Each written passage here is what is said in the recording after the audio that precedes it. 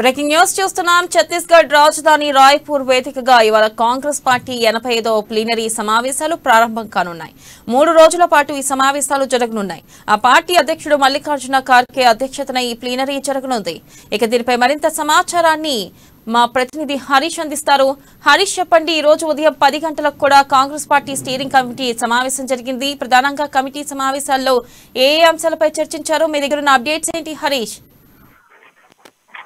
Thank you వెన్నెల. ఏదైతే Congress party AICC అధ్యక్షుడు మల్లికార్జున ఖర్గే పదవి చేపట్టిన నుంచి కూడా అయితే మొదటిసారిగా ఈ రోజు కాంగ్రెస్ పార్టీ 85వ ప్రిలిమినరీ సమావేశాలు ఏదైతే ఛత్తీస్గఢ్ రాజధాని రాయ్పూర్ లో కూడా ఈ రోజు ఉదయం నుంచి ప్రారంభమైతే ఈ రోజు ఉదయం అంటే మన రోజు కాంగ్రెస్ పార్టీకి సంబంధించిన దాదాపుగా 15,000 మంది ప్రతినిధులు ఈ ప్రిలిమినరీ సమావేశంలో పాల్గొన్నారు. దానికి సంబంధించి అంటే ఇక్కడ తెలంగాణ నుంచి కూడా 300 మందికి పైగా కాంగ్రెస్ పార్టీ ప్రతినిధులు, అలాగే ఏపీ నుంచి కూడా మరో 250 ప్రతినిధులు కూడా కాంగ్రెస్ పార్టీ ఈ సమావేశాల్లో కూడా తని వెళ్ళిన పరిస్థితి అయితే కనిపిస్తుంది. అయితే ఈ రోజు ఉదయం 10 గంటల నుంచి కూడా ఈ సమావేశాలు ప్రారంభించవచ్చు. ఏదైతే ముందుగా కాంగ్రెస్ పార్టీకి సంబంధించిన సిడబ్ల్యూసి కాంగ్రెస్ వర్కింగ్ కమిటీ సమావేశం, అలాగే స్టీరింగ్ కమిటీ సమావేశంలో కూడా స్టీరింగ్ కమిటీ సమావేశంలో కాంగ్రెస్ పార్టీకి సంబంధించిన సిడబ్ల్యూసి ఎన్నికలు నిర్వహించాలా లేదా అనే దానిపైన కూడా చర్చిస్తున్నారు. అలాగే అంటే ఈ రోజు అంటే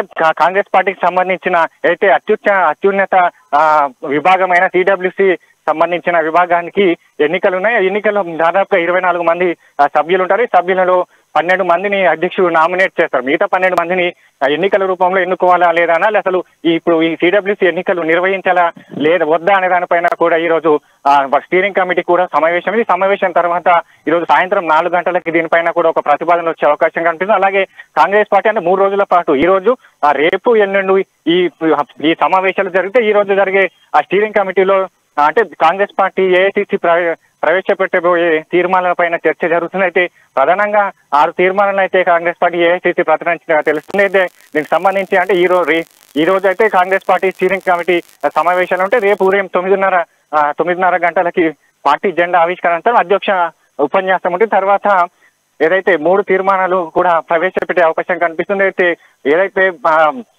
మొదటి రోజు 3 తీర్మానాలు అలాగే ఎల్లుండి ఆదివారం చివరి రోజు మరో 3 తీర్మానాలు ప్రవేశపెట్టుతున్నారు. ముందుగా అధ్యక్షుని ఉపయోగించిన తర్వాత 3 తీర్మానాలు ఆర్థిక రాజకీయ విధానాలకు సంబంధించిన తీర్మానం. అలాగే ఎల్లుండి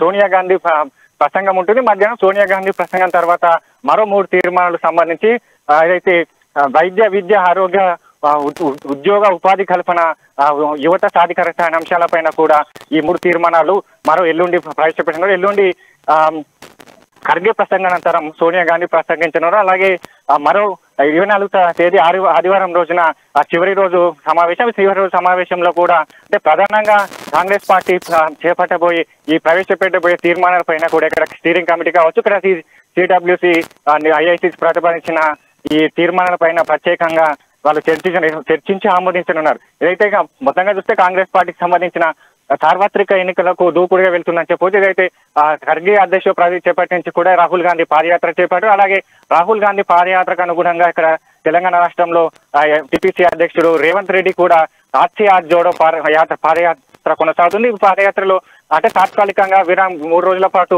రేవంత్ రెడ్డి విరామం ఇచ్చారు. 3 రోజుల పాటు కూడా ఆయన ఈ సమావేశాల్లో పాల్గొన్నారు. అంటే ప్రధానంగా చూడవచ్చు కాంగ్రెస్ పార్టీ అయితే పార్లమెంటరీ ఎన్నికలు సార్వత్రిక ఎన్నికలకు ప్రధాన ఎజెండాగా బీజేపీ ప్రభుత్వాన్ని పడగొట్టాలనే లక్ష్యంతో కూడా ముందుకెళ్తుంది. అయితే దీనికి సంబంధించి ఈ ప్రిలిమినరీ సమావేశాల్లో కూడా నిర్దేశం చేయనున్నారు. దీనికి సంబంధించి ఇప్పటికే వ్యూహకర్తలతో సమావేశాలు వ్యూహకర్తలు రచించిన వ్యూహాలను కూడా ఇక్కడ కార్యకర్తలు కావచ్చు ప్రతినిధులతో పాటు పంచుకునే అవకాశం కనిపిస్తుంది. అలాగే ప్రధానంగా ఇక్కడ లోక్సభ అంటే స్థానికంగా 2024 సంబంధించి కూడా ఇక్కడ తెలంగాణతో పాటు మిగతా రాష్ట్రాల్లో కూడా ఎన్నికలు జరిగిన ఎన్నికల్లో కాంగ్రెస్ పార్టీని ఏ విధంగా గెలిపించాలి, గెలుపు దిశగా తీసుకుపోవాలి అనే దానిపైన కూడా ఇక్కడ చర్చిస్తున్నారు. అలాగే పార్లమెంట్ అంటే ఇక్కడ కేంద్ర ప్రభుత్వం చేస్తున్న ప్రజాస్వామ్య వ్యతిరేక విధానాలు అలాగే ఉద్యోగ కల్పనలో కావచ్చు ఇక్కడ నిత్యావసర సరుకు గ్యాస్ సిలిండర్ డీజిల్ పెట్రోల్ ధర నుంచి కూడా నిత్యావసర పెంపుతో పేద మధ్య తరగతి పడుతున్న ఇబ్బందులను ప్రధాన ఎజెండాగా తీసుకొని కాంగ్రెస్ పార్టీకి ముందుకు వెళ్లాలనే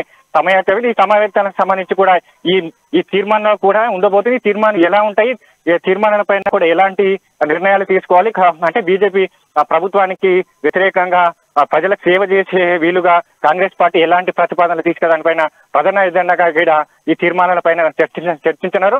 అంటే ఇక్కడ కాంగ్రెస్ పార్టీకి సంబంధించిన ప్రధానంగా పార్లమెంటరీ ఎన్నికలకు సమయతుందని చెప్పవచ్చు. దాంట్లో భాగంగానే ఈ సమావేశాలు నిర్వహిస్తారు. అలాగే పార్లమెంటరీ ఎన్నికలకు సంబంధించి కాంగ్రెస్ పార్టీ పొత్తు పెట్టుకుని ఏదైతే మహాకూటమిగా ఏర్పడాలని కూడా చూస్తుంది. మహాకూటమి అంటే బీజేపీ మిత్రపక్షాలైన బీఆర్ఎస్ పార్టీ అలాగే తృణమూల్ కాంగ్రెస్ పార్టీ ఆమ్ ఆద్మీ పార్టీలను ఈ మిత్రపక్షాలను పక్కన పెట్టి మిగతా ప్రాంతీయ పార్టీలంతా మహాకూటమిగా ఏర్పడి కాంగ్రెస్ నేతృత్వంలోనే ఈ మహాకూటమి ఏర్పడి సంకీర్ణ ప్రభుత్వంలో ఇక్కడ కాంగ్రెస్ పార్టీని అధికారకు తీసుకురానే దిశగా కూడా ఈ సమావేశాల్లో చర్చించనున్నారు.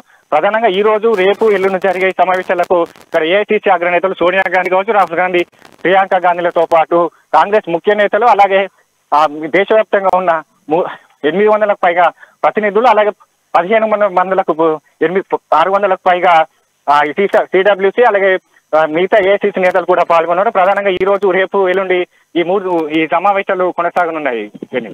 Right Harish, thank you.